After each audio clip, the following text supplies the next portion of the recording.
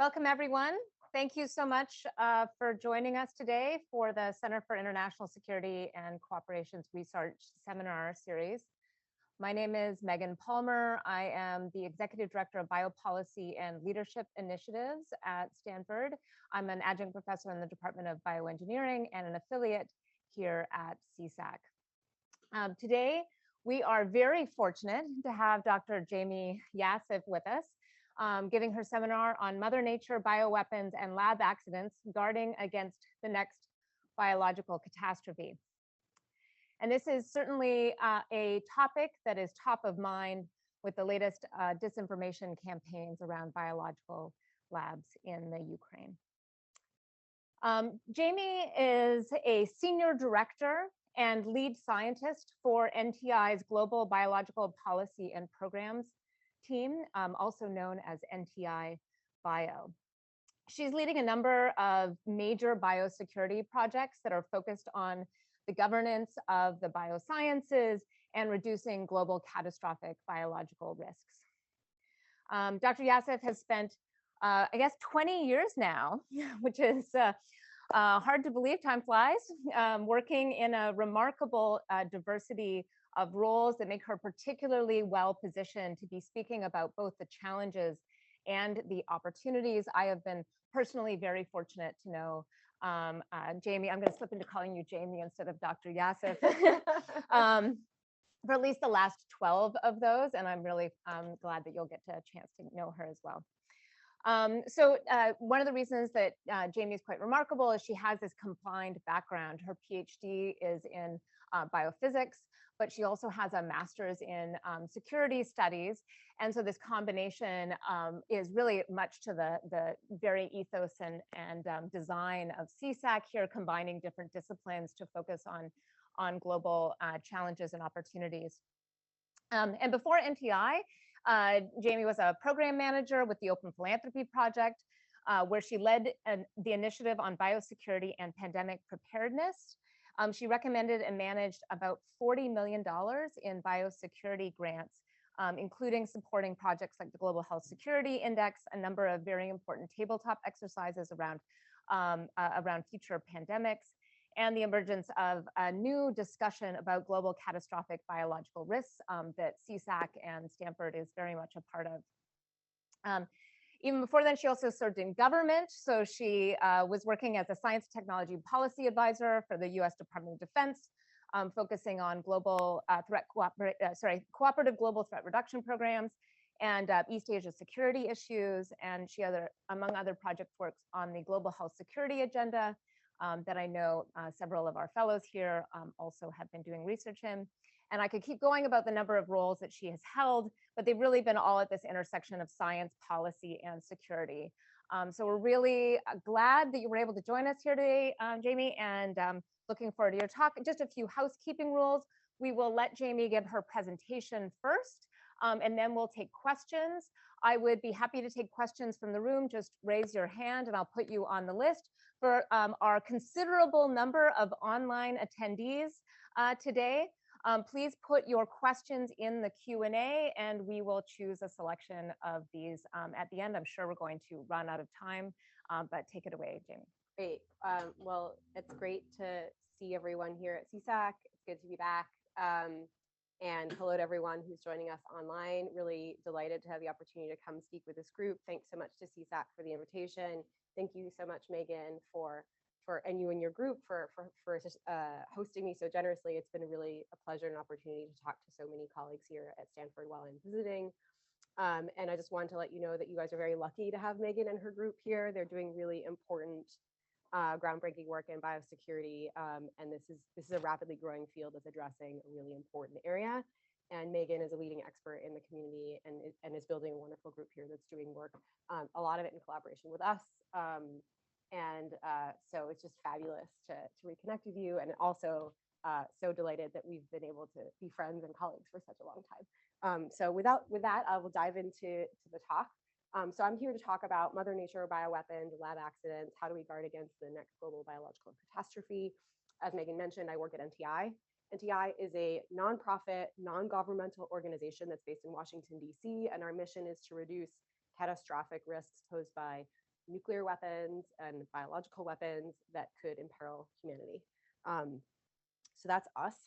And that, NTI, so NTI Bio is part of it. So we have a bio team, and we have teams that work on nuclear. I'm on the bio team. Okay. So just a quick overview of what I'm going to cover in the next 20 to 30 minutes. So first of all, just what's the problem? What are we worried about? What are the risks that we see? And then the next two parts of the talk are what do we do about it? How do we deal with the technology risks that we see that are driving some of the risks? And then how do we think about shaping intent of powerful actors?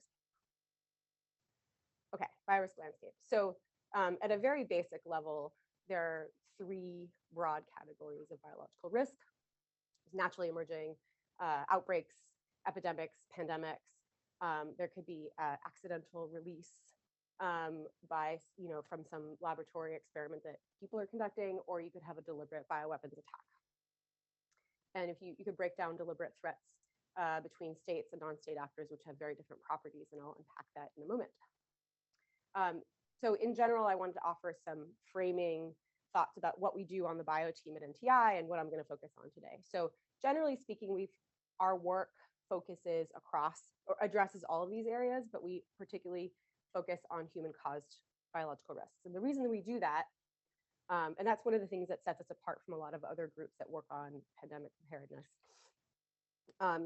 is that we believe that some of the greatest biological risks facing humanity come from human-caused challenges.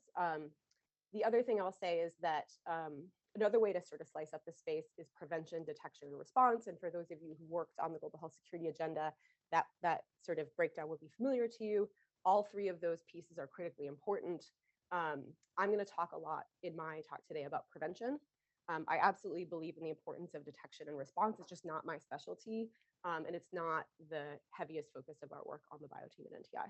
But happy to talk about that during the Q&A because all these issues are definitely interlinked. Okay, so I'm gonna, I talked about some of the human cause risks. I'm gonna get into a little more detail before I talk about some of the solutions that we're trying to develop on the bio team at NTI. So accidents. So we're not just talking about any old accidents. Certain accidents could have really catastrophic consequences.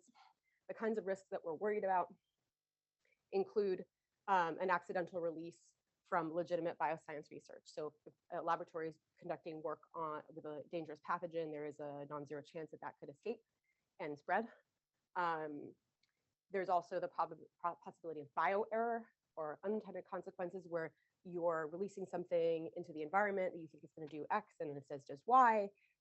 Gene drives could be a category of a type of biological research project that could have these kinds of unintended consequences, but there are lots of other things that we could be worried about. And then there's, of course, possibility that an illicit bioweapons program could have an accidental release. And a lot of people are actually worried about accidental release risks from state programs. And I want to stress that these are not necessarily high probability events. The kind of risks that I'm talking about are relatively low probability but high consequence. Okay, in terms of bioweapons risks, one category of risk is non-state actors. And this is the way that I would describe this is that the risk is growing over time. And the main reason for that is that the constraints on what non-state actors can do are diminishing over time because the technical hurdles to engineering or synthesizing pathogens are declining over time. And that's just part of scientific progress. I mean, the scientific community is doing wonderful things and making engineering biology easier and a more democratized pursuit. And that's a wonderful thing. It has tremendous potential, but it also creates access to these tools to a broad range of players. Not all of them are going to have, maybe 99.999% of these people will have good intentions, but there's a small fraction that might not. And we think about how do we guard against those risks. And the conversations that I have with my colleagues that think about these questions are, the main concern is not necessarily that sky is falling right now, but what is this trajectory that we're on and where are we going to be in 20 years? And is it going to be possible very, very, very widely to synthesize or engineer pathogens and tinker with them? And is that just going to be a broadly distributed capability? And what does that future look like? And how risky is it? And how can we safeguard that future? There's another point that I think bears mentioning, which is that I mean, these risks existed before COVID, and even if COVID never happened, we would be on this trajectory. But a lot of people, including myself, believe that COVID may have exacerbated the risk. In particular, just by highlighting how powerful a global pandemic could be. You know, if you have, you know, we've seen over the last 2 years that it can have devastating impacts on human health. It can claim large numbers of lives. It can spread globally. It can disrupt economies. It can create political instability. And it's possible that certain non-state actors may have taken notice of that and may have drawn their attention to this pathway that they may not have taken note of before. We don't really know, and we don't have. I mean, I don't have those data. I think most people don't know those data, but it's a plausible hypothesis that I think bears thinking about. In terms of states, so the concern with states is not that they are going to have increasing capabilities. It's about their intention. Like what makes them want to pursue this, and how do we think about shaping those intentions? So why might a state want to develop bioweapons? So first of all, just to be very clear, bioweapons are an entire class of weapons that are just banned. Internationally, the Biological Weapons Convention categorically bans the development or use of these types of weapons. But nonetheless, there are some entities that believe certain states are in violation. And in fact, the State Department every year publishes a report about compliance with the Biological Weapons Convention and sort of points a finger at a couple countries that they think are probably not in compliance, and other couple countries that they're not sure about. I mean, I don't speak for the US government, but I'm just offering that as a data point where there are people who have a lot more data on this than I do that they think this is a real risk. So why would states want to do this? And so, you know, we did some research on the bio team a couple of years ago to ask people questions like this. What are the causes of these risks? And so some people think, well, so these are the kinds of answers that you get from the community when you ask them why a state would want to pursue a bioweapons program. One of them is the state might want to achieve political or military objectives through some sort of targeted attack that's either targeted at population or targeted at the economy, at agriculture, for example. There's another potential motivation, which is strategic. You know, sometimes people use the phrase poor man's nuclear weapon. So, you know, if you can't get a nuclear weapon, can you have deterrence through some sort of doomsday device that's biological? And so that's sort of those kinds of motivations are thinking that there's something to be gained from having this kind of capability. Then there's a fear-based motivation, which is, you know, states might, because we don't have good transparency around this, states might fear that their neighbors or their adversaries are developing these capabilities, and that could lead to misplaced suspicions and arms bracing and all sorts of non-productive behaviors that we want to avoid. And then there's the other pathway, which is irrational outcomes from bureaucratic competition for resources. So it's not that the government in question necessarily sets as a priority that they want to develop bioweapons, but there might be drivers within their bureaucracy where there's competition for resources, and there might be individuals who are sort of approaching, you know, like crossing the line, not because it's part of a grand strategy. And what are the kinds of things that could happen? What are we worried about if a state is even developing these capabilities? So one is that they could carry out a gray zone attack. So a lot of my colleagues think that, you know, most states wouldn't try to carry out a very large scale, obvious bioweapons attack, but they might try to do something that's small and deniable that they could get away with, and they could evade attribution and accountability to achieve some sort of tactical advantage. A target attack on economic target or a defined population, as I mentioned before, or that they could develop these capabilities and never have the intention of releasing it, but there's an accidental release because they have a containment failure. And as Megan mentioned during the intro, this is not a hypothetical. There's been a lot of discussion in the news in the last couple of weeks about Ukraine, US, and Russia and bioweapons. And what has been going on is basically the Russian government has claimed that the US government has been developing bioweapons at labs in Ukraine and making these kinds of accusations. This is, you know, it's bubbling up in the news right now, but this has been going on for years. The Russian government has accused the US Cooperative Threat Reduction Program of financing bioweapons programs in countries that surround Russia's border. And it's definitely misinformation. I want to make that very clear. and so this has started to pop up in the news, and then last week, official sources have started to talk about it, engage with it. And so this is a tweet from Jen Psaki, who's the spokesperson for the White House, and she basically said, now that Russia has made these false claims and China is endorsing this propaganda, we should all be on the lookout for Russia to possibly use chemical or bioweapons in Ukraine, or to create a false flag operation using them. It's a clear pattern. So people are actually genuinely concerned that Russia might try to use chemical or biological weapons in Ukraine. I think that's pretty scary. I think this is a risk we should take pretty seriously. So this is the part of the talk where we start to think about what do we do about this problem set. So I'm a big fan of structured thinking. You got to think about things in compartments if you want to be rigorous about how you're going to solve problems. I think there are different kinds of tools or theories of change for how you drive risk down. So one of them is shaping intent. So for actors that where you can't really constrain their capabilities, but you can make them not want to pursue something, that's what I think about as shaping intent. Deterrence can be a big part of it, but it's not exclusively deterrence. And then constraining capabilities is just like making it too hard for the actor in question to get the knowledge, materials, or resources to actually carry this out. So this is a somewhat simplistic schematic, but it's a reasonable map of how I think about it. So with states, I think the more powerful theory of change is shaping intent. My general belief is that if a state wants to develop a biological weapon program, they're going to do it because they have the resources and you can't really stop them.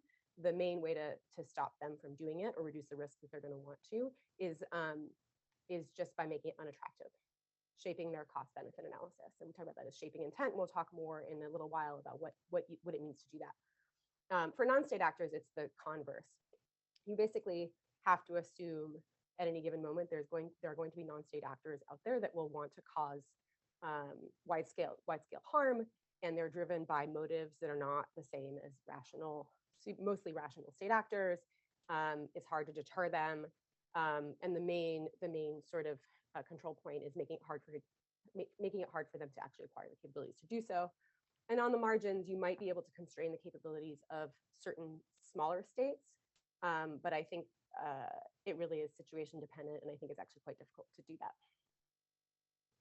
Okay, so preventing biotechnology catastrophe. This is related to constraining capabilities, but it's a little bit broader than that. And so the basic question for this section is, how can we prevent deliberate misuse or catastrophic accidents with engineered pathogens? And as I said at the outset, the reason we care about this is we actually believe at NTI Bio that some of the most significant risks from bio are from engineered pathogens, not necessarily natural pathogens. And so we're really focused on this risk. And I'm gonna zoom out a little bit and talk about what we mean by biotechnology risks. I know this is a mixed audience. It's a mixture of people from bioengineering and the biosciences, and then people in political science. So I'll try to make this accessible to everyone and not boring for the technical experts. But I think the basic idea is, no one disputes that biotechnology, the biotechnology revolution of the 21st century is remarkable. The kind of advances that we're seeing have tremendous potential to help to drive economic growth, to advance human health, to advance pandemic preparedness, material science. I mean, it's just incredible what's happening. But there are also risks, and we can't ignore the risks. And if we want to benefit from all the potential and positive aspects of biotechnology and bioscience, we need to guard against those risks. That's our view. But fundamentally, what's been going on over the last few decades is it's just easier to read, write, and edit DNA and RNA. So that's a classic example of the kind of advances we're talking about. You see this chart on the right, which it's a semi-log plot of with the y-axis is cost and the x-axis is time. And you can see basically there's an exponential decrease in DNA sequencing and synthesis costs over the last few decades. This stops in around 2015, so it's a little bit dated, but you get the idea. And so, reading DNA and RNA is sequencing, writing DNA and RNA is synthesis, and then editing is gene and genome editing. That has been possible for decades. The latest tool and toolkit is CRISPR-Cas9. I'm sure you guys have all heard of it. It just makes it easier and democratizes access to this tool. I would stress that these are not the only changes that are happening in the biosciences that are relevant. The other thing that's important, other developments that are important are, robotics and lab automation, the ability to scale these, take these experiments to scale, so you can do faster design build test cycles. So these things, these two phenomena in concert, along with other developments, are what's driving this rapid change. It's really meaningful. Okay, so what does this mean for pathogens and biological agents? And so an important punchline from this is just easier to make pathogens from scratch or de novo, and it's also easier to tinker with them, to make them more virulent, to make them more transmissible among human populations, and or to make them resistant to medical countermeasures like therapeutics or vaccines. And in fact, a significant part of the scientific community, particularly the virology community and microbiology community, is deliberately doing the kind of experiments to sort of change these features. And it's with good intentions. And I think the argument that they make that they need to do this work because they need to characterize emerging risks that come from natural pathogens so we can get out ahead of them. We have better medical countermeasures to counter them when they actually happen, and that we can detect them. That's the argument. There's a counter argument from the biosecurity community, which is just that there's skepticism that you need to actually do this kind of work to answer those kinds of questions.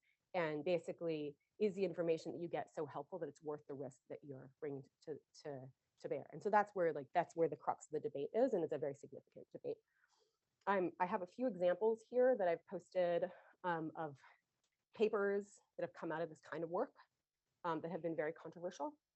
So back in 2012, there were a couple of papers that came out working with H1N1 flu, which has a pretty high case fatality rate. And it basically showed how you can make it potentially transmissible among human populations using ferrets. So there was a paper that came out in the US and there's a paper that came out in Europe around the same time, very controversial. They published the 5 mutations that would be required to make it go from a non-transmissible variant to a transmissible variant. More recently, there were some Canadian researchers, I think it was in 2017 or 2018, they used $100,000 of mail order DNA to synthesize horsepox virus from scratch, and then they published a paper on how they did it. The horsepox itself is not dangerous, but it's a close cousin of smallpox. And the reason people were concerned about this paper, is that they're worried that it makes it easier for a broader range of actors to understand how they could synthesize this broad class of viruses. And then there's another example of a paper that came out in 2020 about how you synthesize SARS-CoV-2 virus using a synthetic genomics platform. And again, the argument was, well, we need to, we're racing to battle COVID, and everyone needs to get access to the ability to have access to this virus, and we can't slow down. And the risk of more people knowing how to make this class of viruses is not as big of a deal as the democratizing effect of the access to these capabilities. And there's just a live debate about this and whether that's advisable. And so the way that people in the biosecurity community talk about this is as an infohazard. You're putting information out into the world that potentially makes it easier for a broader range of actors to engage with these kinds of materials. And so these are just examples from the news over the last 5 years that shows this is a very live topic in the security community. So back when the horsepox paper was published, there was a lot of talk in the media about whether that was a good idea. There was a big kerfuffle in the intelligence community back in 2016, discussion about whether CRISPR is a WMD threat. More recently, you've probably seen in the news, there's a lot of controversy with Anthony Fauci and NIH, and are they funding gain of function research that's tied to Wuhan? So it continues to be a very live topic, especially now. And the security community is very engaged on it. Okay, so what does that mean for risks, and how do we tie that back to the risks that I was talking about at the top? So if there's democratized access to these technologies, the potential risks that this could lead to there are several different kinds. So one is just, if you assume that a non-state actor is, that there is going to be a non-state actor out there in the world that wants to carry out a bioterrorism attack, to the extent that they can engineer more sophisticated pathogens, then the potential impact of such an attack goes up. There's also, and we do have evidence that non-state actors have attempted to carry out bioweapons attacks in the past, not terribly successfully, fortunately, but we don't know what the future holds. There's the Shinrikyo is a cult in Japan, and they carried out a chemical weapons attack on the subway in Tokyo, they tried to do a botulinum toxin weapon, but they didn't succeed. And then if everyone in the US is familiar with the 2001 anthrax attacks. There's also an increased risk of accidental release of an engineered pathogen. The main point I'll make here is that there's just a well-documented baseline rate of laboratory accidents. You have containment failures, you have human error, there are accidents. And to the extent that, if you combine the baseline rate of accidents with the possibility that the accidental release could be with something that's really transmissible and virulent, then your risk goes up as well. And there are a couple examples on the slide of various kinds of accidents that have happened. Just as like data points that this is a significant risk. Then there's the third risk stream, which is, this might shape state bioweapons risks. I think that's more uncertain and speculative, but it's plausible. And I'm happy to answer questions about that during the discussion.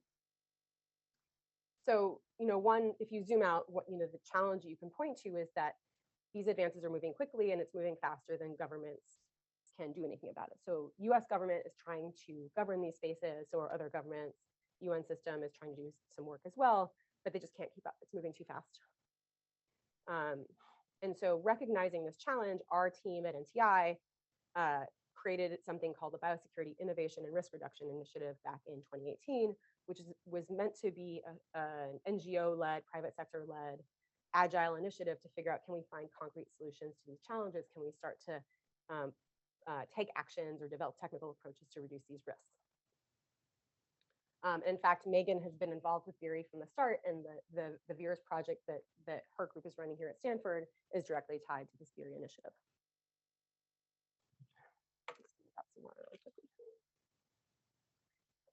So concretely, what does it mean to guard against these risks? What can you concretely do? What's the theory of change? And so, at the 30,000 foot level, the two things you want to do are prevent, reduce the risk of accidents with engineered pathogens, and you want to guard against exploitation or misuse by a malicious actor. So the first part is really just, you want to have more robust biosafety. You want to reduce the probability or the rate of accidents. And then you also want to avoid excessively risky research, so that if there is an accident, it doesn't involve some sort of pathogen that becomes a global pandemic. In terms of preventing malicious actor exploitation and misuse, there are two kinds of things you want to control. One of them is access to materials and services, and the other one is you want to prevent publications of infohazards, which is what I was talking about a few minutes ago. And you can't really, and the thing is, there are lots of different interventions that different groups have developed. You can't really think of it in isolation. It's really part of a whole life cycle, and that's how we think about it. So there's the bioscience research and development life cycle. It starts with the funding stage. It progresses through execution of the project with oversight by the institutional oversight body. Then these researchers need to have materials and services, and then they generally want to publish or commercialize. And so all of these different nodes in the research pipeline provide an opportunity for governance and responsible stewardship and de-risking. And so we're trying to think very concretely when we're developing concrete tools for risk reduction. What can stakeholders at these different stages do to reduce risks while still enabling the biosciences to progress relatively in a low friction environment? And the other point I will make is that there's no silver bullet. There's no single thing, in my view, that we can do that's going to eliminate these risks or bring them close to zero or even, under 10%. And everything is just reduces part of the risk, and in aggregate, if you have a layered defense, then your aggregate risk reduction is significant. That's the theory of change that we're going for. So everything you can point at is going to have holes in it. We know that. That's in my view, that's like the fundamental character of biosecurity work. So we are working to establish a new organization that would be an international home for this kind of work. It's called the International Biosecurity and Biosafety Initiative for Science, or IBIS, which is a lot easier to say. And the basic mission is going to be to work collaboratively with global partners to both strengthen biosecurity norms, to try to get a stronger shared global view about what it means to be responsible from a biosecurity perspective, and then also develop practical approaches and innovative tools so you can uphold them, so you can actually practically implement these norms in reality. We feel like both of these, the norms and the tools, there are some of that in place, but there's a lot of room for improvement. And ultimately, our underlying goal is to safeguard science. And we want to reduce the risk of catastrophic events that could result from deliberate abuse or accidental misuse of bioscience and biotechnology. So that's the mission statement of this organization. The scope. So we're originally as an initial focus, it'll be quite narrow. We'll focus on DNA synthesis screening, and I'll spend the next few slides explaining what that is and why that's important. But the expectation is that the scope of activities can expand over time, in theory, addressing these different points in the life cycle of bioscience and biotechnology research and development that I was talking about. The other thing I would offer is, the reason that we think that this organization should exist and that why we're spending so much time and energy developing it is because we see really significant gaps, both at the national level and the international level, to address this challenge. So NTI, working with the Johns Hopkins Center for Health Security and the Economist Intelligence Unit, has developed something called the Global Health Security Index. Some of you may have heard of it. It assesses capabilities to prevent, detect, and respond to pandemics across 195 countries. And one of the findings we saw is that less than 5% of countries around the world have robust governance of dual-use bioscience and biotechnology. It's a huge gap globally at the national level. And then if you think about the international systems, certainly parts of the UN system address parts of these issues. It's not that the Biological Weapons Convention or WHO, they do really important work on this area, but it's not their primary mission. They have a range of missions. This is part of their work. We believe that there should be an organization that's really dedicated to this. The last thing I'll say is that we're working to launch it this year before the end of 2022. We are recruiting an executive director as we speak.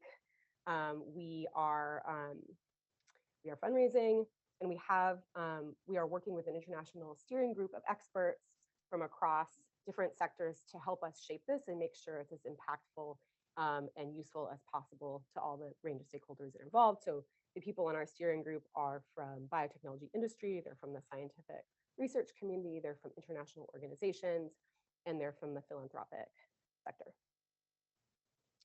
Okay. So DNA synthesis screening, what is this? For those of you who are scientists, this will probably be very familiar. For those of you who are not, I will explain it. So DNA synthesis is a fundamental tool, and it's an amazing thing that you can do if you're a scientist in a lab and you want to do something with biology. You often need to order DNA. The way it works is you go online, you put in the sequence, you submit your order, and usually, if you're lucky, within a couple days, you get a little vial in the mail, and you resuspend your DNA and use it for your experiment. That was true back when I was in grad school. It's still true now. That's just getting faster, cheaper, and more accessible, which is wonderful for science. It's great. But the reason that companies are screening their orders, so they screen both their customers and the sequences of the orders that come in, is they want to make sure that they're not inadvertently selling the building blocks of dangerous pathogens to dangerous people. So they're trying to put safeguards around the system that now allows scientists to get rapid access to the tools that they need, but that they're not, while still trying to safeguard.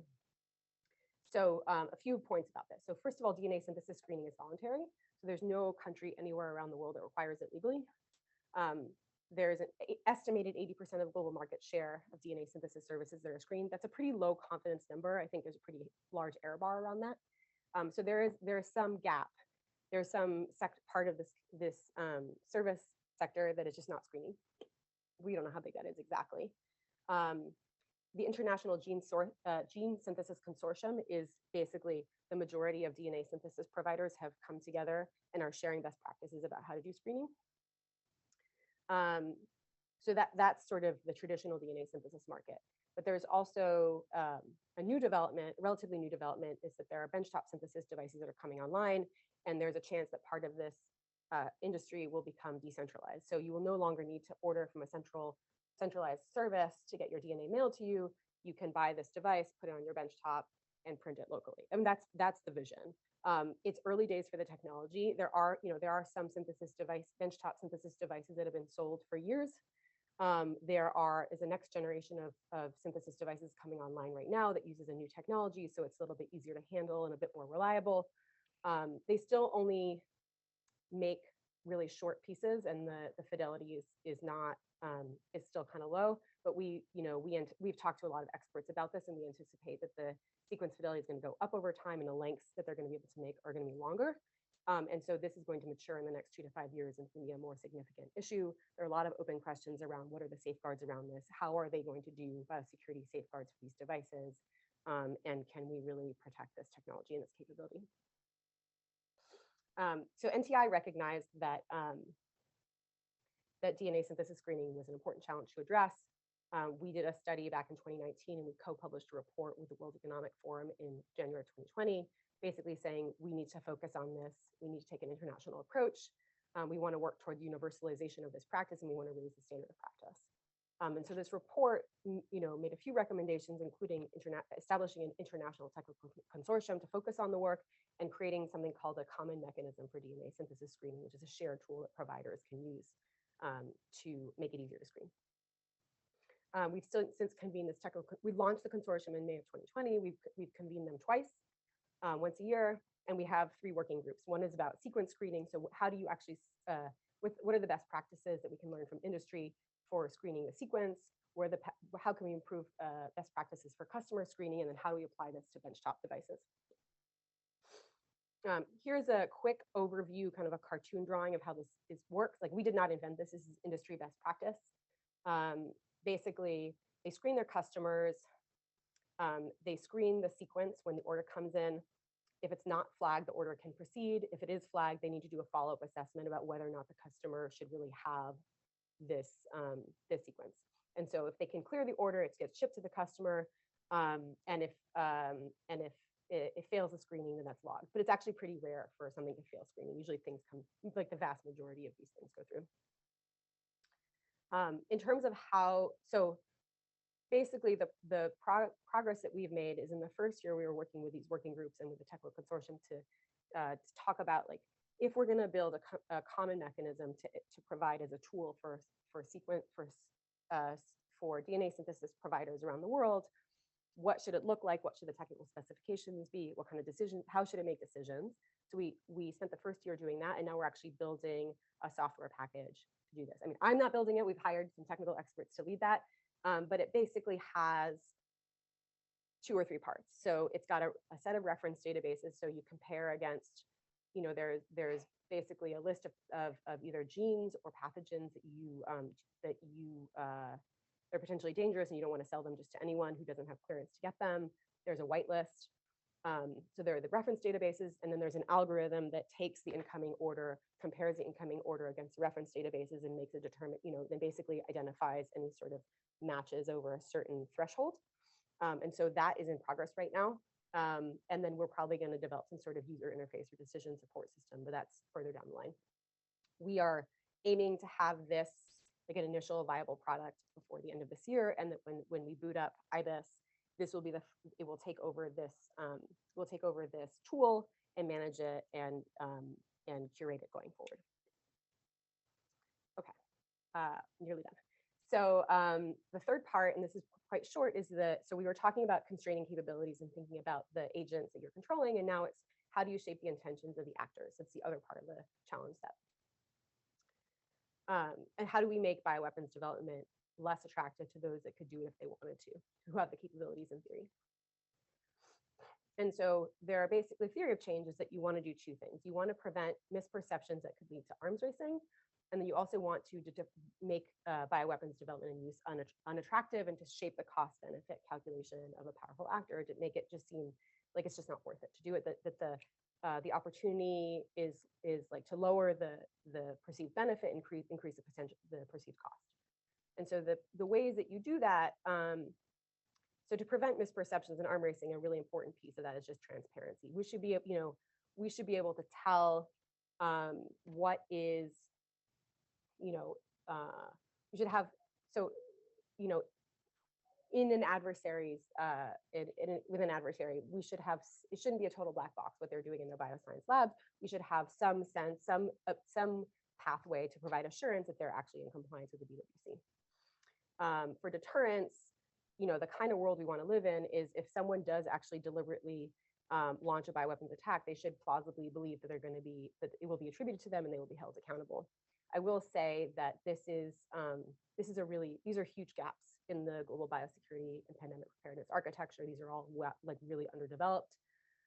There is some discussion right now within the context of the Biological Weapons Convention about revisiting the idea of verification, which is an interesting development, and it's the first time that it's been talked about seriously in 20 years. I'm going to spend like a minute or two talking about attribution and a specific tool that we're trying to develop at NTI to address the attribution challenge, and then then I'll wrap up and we can go to questions. So to address the attribution challenge, NTI is developing a concept called the joint assessment mechanism. And so I'm just going to zoom out and explain why we think this is useful and why it's important. So I don't think it's escaped anyone's notice that there's been a lot of uncertainty about the origins of COVID, and there were accusations that were lobbed in various directions about whether it was a natural event or whether it was an accidental release event. And fundamentally, we just don't know. We might never know. But I think the fact that it's even plausible that it could have been an accident, I think is an important finding from the experience of the last couple of years. And also the fact that our institutions really struggled with finding the truth, and it caused problems. And if you, if you really want to live in a world where we can deter development of bioweapons, we really need to be able to attribute something if there is an accidental release or if there is a deliberate attack. And so having the ability to having robust assessment capabilities is really critical for attribution and shaping intent. So there are some mechanisms that exist to assess the origins of pandemics, but there's a gap. So there's on one side, there's the WHO, and their comparative advantage is investigating the origins of natural events. On the other side, there's the UN Secretary General's mechanism, which has the authority to investigate allegations of deliberate misuse. But if you're not sure, if you're suspicious and it looks weird, but you're not really sure what it is, there isn't really a good mechanism to do that. And it seemed, I think this is something that we discovered through a tabletop exercise that we hosted at the Munich Security Conference a few years ago, which is why we started to do this work. And I think this problem may have seemed kind of academic to a number of people until I think the recent events of COVID have shown how challenging this really is, and it's a significant issue. So we're working to develop this new mechanism to address the gap that we see. And it's really to address cases where there's ambiguity about the source of a bioevent. We have, what we've done so far to advance this concept, we recommended in our report that came out of the tabletop exercise. We've convened a couple of international meetings where we've discussed it with experts and policymakers. And we now have a couple of working groups, one that's technical and operational, to think about how you would build it. And then there's one that's more policy and institutional, which thinks about how do you house it within the UN system? How do you develop political support for it? How do you get compliance if you actually deploy it? And we have some ideas about the features of it. We're running out of time, so I'm not going to get into the details here. I'll just say that a couple things that are interesting to note is, we think that it should reside within the Office of the UN Secretary General, just because they have the authority to trigger it quickly, and they can draw on resources across the UN system. And it also can connect with other existing mechanisms. And I think just for the scientists in the audience, I also just think this is a really interesting science and technology challenge or problem. There's a real opportunity here to use new sources of data and new technologies and new tools to make this more powerful and effective and make it a mechanism of the 21st century. And so there's some really interesting questions here that we're trying to address through our working groups of how we can apply these modern tools to this problem, to this very hard problem. And that is all. Thank you so much for your attention. I'm very happy to answer some questions. There's my contact info and the link to our bio webpage at NTI, the NTI WMD Twitter feed. You can get information about what we're up to, and then that's me on Twitter. Thank you so much.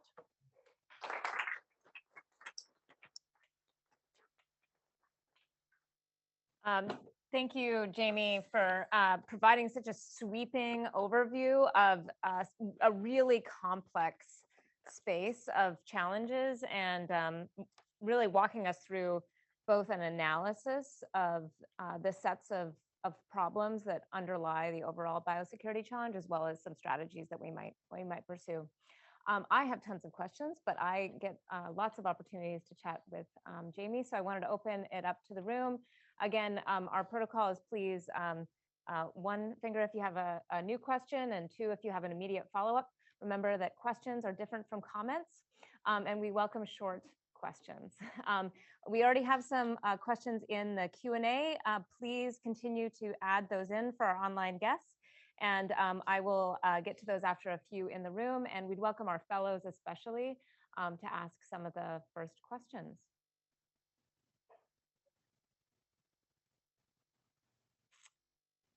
Mel? Why do you think that? And please introduce yourself. Okay, hi, I'm Mel Song, a postdoc here in. Oh, and we got a microphone. There we go.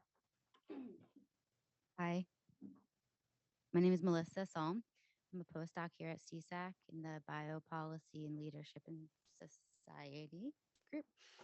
My question for Dr. Yasef is why at NTI, why do you think that engineered pathogens pose a greater risk to humanity than naturally emerging ones?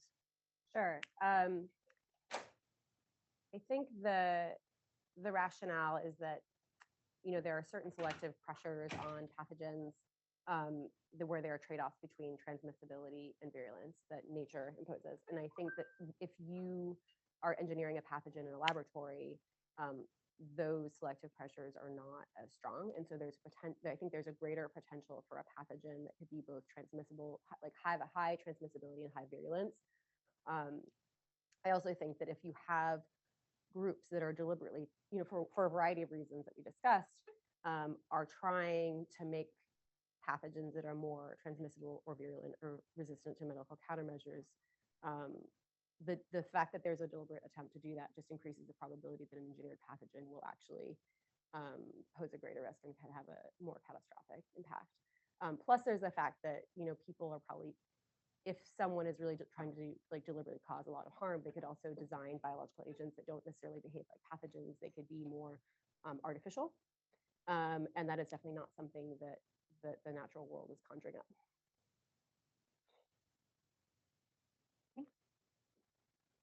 Daniel? Hi, I'm Dan Green. I'm a postdoc at CSAC. I was wondering if you could talk about things we can do to reduce the risks of laboratory accidents from BSL-4 labs, especially considering the proliferation of BSL-4 labs worldwide. Thanks. Sure. So I will do my best. I have to admit, I'm not a high containment lab expert or biosafety expert. That's, you know, there are other people who know a lot more about that than I do. So I will offer my best answer to you, and I'm hoping it will be satisfactory. I mean, I think at a basic level, what I would ideally like to see is that the biosafety best practices that are implemented at the established high containment labs with the best people in place, that those are also put into place at these new facilities are being built. I think the concern we have is that the new facilities are being built quickly and that the biosafety practices are not keeping up, and that there's not enough expertise at those respective institutions to really bring it to that standard. So if we can just maintain a high standard of biosafety, that in itself would be tremendously valuable. And I'm not sure that that's actually happening. Right over here. Hi, Dr. Yasef. Yasef, I'm Karen Miller, visiting scholar here at CSAC from Los Alamos National Lab. My question is on your strategy for IBIS. Mm-hmm. So you talked about global partners. So I was wondering what, are you going engaging governments? Are you engaging NGOs or other stakeholders? And on your work streams, are you focusing on building tools or convening for sharing best practices or other things? Great, that's a great question. Thank you so much. So in terms of the stakeholders, there's a broad range. So one thing that is, I think, kind of special about the IBIS work is that we're working very closely with industry. So we recognize that a lot of the biotechnology advances are not being driven by academic research labs or government, but it's really happening in industry. So we're definitely engaging with industry. We also want to engage with the scientific research community, because fundamentally, these are the communities that are doing the work, and we need to serve them and help them do their work more effectively and empower them to have better biosecurity practices and get their buy-in for this to work. We also want to work with governments. We think that this would be an independent organization that's not tied to governments, but fundamentally, in order for it to be as successful as possible, it's going to have political support and buy-in from governments. And I could imagine a future where it's a service provider to governments, where IBIS is offering suggestions to governments about how they might improve their guidelines or the regulations nationally to have better oversight of dual-use bioscience and bioscience and biotechnology research and development. In terms of our work streams, it's primarily tool development and process development. So it's what are the practical tools that can help the stakeholders at these different points in the life cycle actually do a better job, because they don't have the resources and time to do that well. And so we want to help them do that better.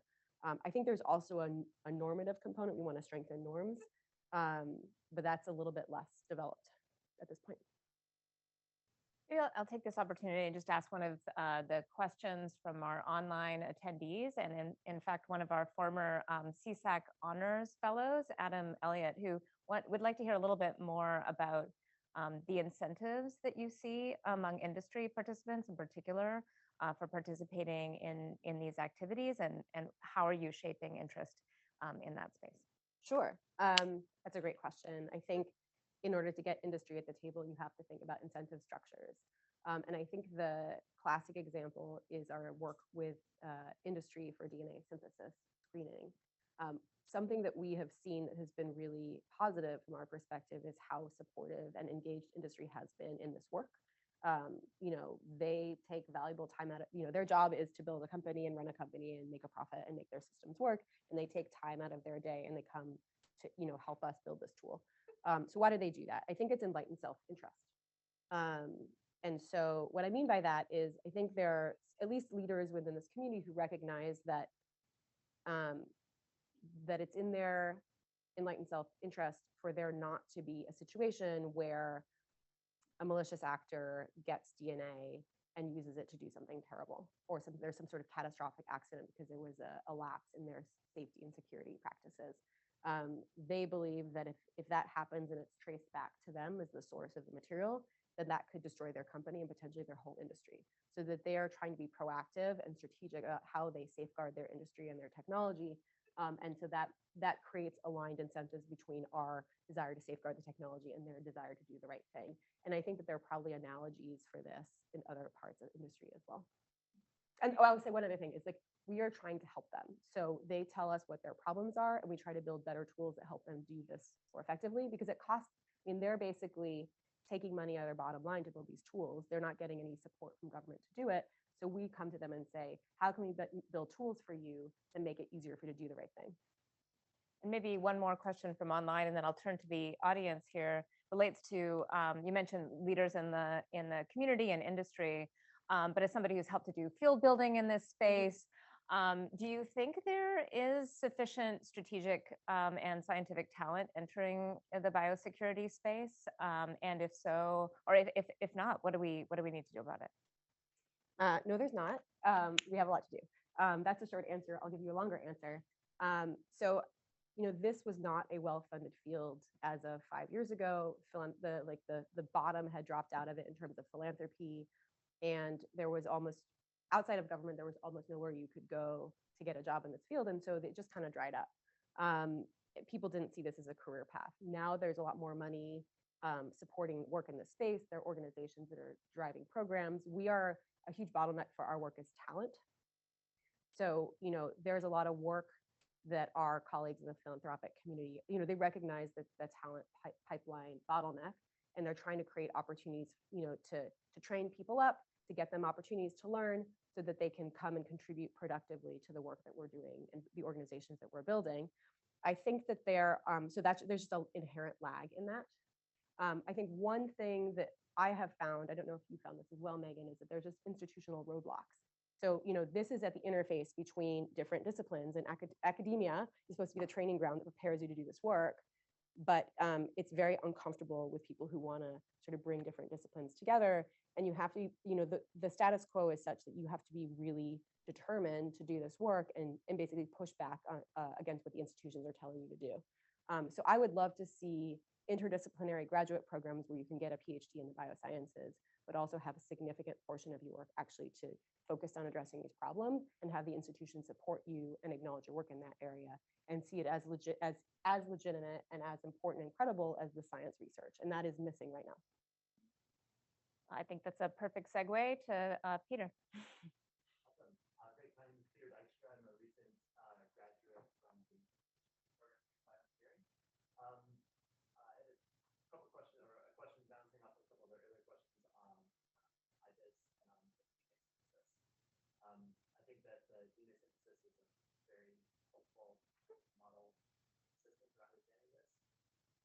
When you in like NPI and future IBIS think about DNA synthesis, particularly as it relates to democratization of science, Yeah. like, in other parts of the world, how do you balance that with like the clear and obvious security issues like that, particularly in like developing countries that don't have as much access to that? Yeah, I mean, I guess what I want to say is that I don't think we're not trying to counter democratization of the science. And I would say that it's actually, if you have better safeguards around the technology, it's easier to democratize the science, the tools.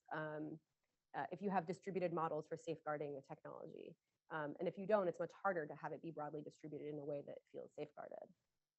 So, I mean, what we're hoping with our DNA synthesis screening work and the common mechanism is to create a tool where a provider anywhere in the world has the tools that they need to screen their customers and their orders so they can do it safely. And that actually could make it easier to distribute access and democratize access.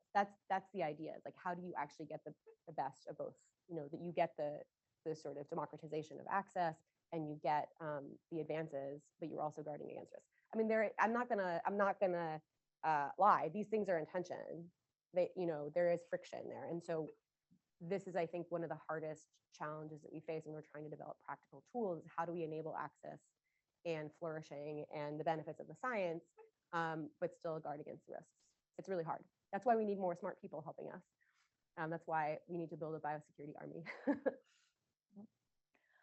There are a ton of great questions that are coming in through the Q&A. So I just want to acknowledge there's no way that we're going to get to all of them, but I think it speaks to wanting to have more conversations, both at the level of the technical specifications that are required, to the expertise, to the business models that can support it. And so recognizing that we just have a few more minutes, I will maybe ask three questions, and you can choose which one that you would like to ask. We have a series of questions that are about recent events.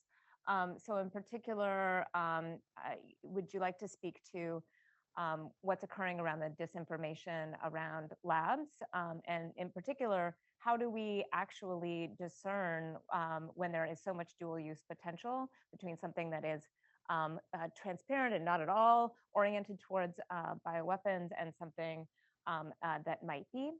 So how do you think about that challenge? Mm-hmm. The second set is, okay, we've been kicking around a lot of these questions about sort of centralized databases and screening for a long time. So what is sort of new about the business models behind it that IBIS is able to support? And the last one, if you so choose to answer it, is for 20 years working in this field, what have you changed your mind about through the course of that time? Is there anything that when you were first even sitting in this room that you think has changed? So choose one of those three. Okay, easy questions. Right? Yeah, easy questions. Well, I'll try to hit two of them. Okay. So what have I changed my mind about? I think a couple of things. And I started to hit on it before, which is this idea that there's no bulletproof solution. Anything you're going to propose to do in biosecurity is going to have gaps and holes in it. Even if you're doing something that's really useful, someone's going to be able to poke a big hole in it and say, well, it's got a vulnerability or it's a gap. And so the thing that I feel most strongly about now that wasn't true 10 or 20 years ago is that that doesn't mean that it's not useful, that you should still pursue it and you shouldn't drop it. Because there's basically, I have not seen anything you can do in this field that doesn't have a huge gap in it. But I still believe in those kinds of things. And I think that's the only way we can make progress. The other thing is I was astonished at the beginning of COVID how unclear it was about whether it was going to be a massive global pandemic or if it was going to fizzle out and be nothing. You know, if you go back to January, February of 2020, you know, we were at NTI in Washington with some of the greatest experts around us. We had no idea. We were speculating, and some of us thought it was going to be really a big risk, and others didn't. But we were fundamentally uncertain, and that was very eye-opening for me. I don't think I ever really viscerally understood how hard that problem was at the outset of a pandemic to know what was going to happen. These other questions are, this question about transparency and like how do you discern between something that's legitimate versus a violation? I think is a really hard problem because biology is so fundamentally dual use. I think there's a lot of work that we need to do to drive progress here. You know, one thing that I think we can do to chip away at this is just open up our labs to each other and have just not have it be this black box where you just have no idea. Because in the absence of knowledge, you have suspicion. That's just human nature. So just more scientific exchange and trust building, I think, is critical. There's also this question about how you define compliance with the Biological Weapons Convention. Because people have, because of the dual use nature of the work, people have sort of fallen back to this idea that it's all about intent. And you need to discern intent. And if you can't discern intent, then you just don't know. There are people in my community that are really interested in asking the question about whether you can be more specific. Are there certain things that are across a red line? Are there certain things that are a blatant violation? You don't have to ask a question about intent. It's just clearly that no, you shouldn't do this and it's a violation. And I think that this is where some of the work is. We need to think hard about these questions so we can have better answers than we have today. Thank you. I'm sorry we didn't get to all the questions in the room or online, but thank you all for spending your time here today. And let's all give a big thanks to Jamie.